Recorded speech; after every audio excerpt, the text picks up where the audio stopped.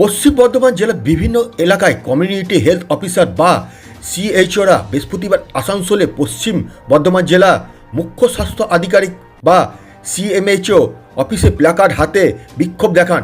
পরে তারা বিভিন্ন দাবি সম্বলিত একটি স্মারকলিপি সিএমএইচের কাছে জমা দেন।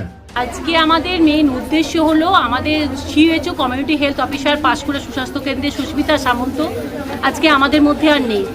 সে মানসিক নির্যাতন সহ্য করতে না পারে আমাদেরকে ছেড়ে চলে গেল। কিন্তু এই অন্যায় অত্যাচারটা আমরা সহ্য করব না। সুস্মিতা একজন নারী, আমরাও একজন নারী, আমরা চাই তার বিচার।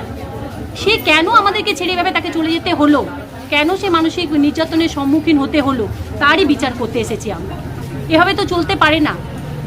আমরা যারা স্বাস্থ্য পরিষেবার মেরুদণ্ড, তাদেরকে নিয়ে পুরো স্বাস্থ্য পরিষেবা চলছে, অথচ আমাদেরকেই এভাবে মানসিক নির্যাতনের সম্মুখীন হতে হচ্ছে কেন?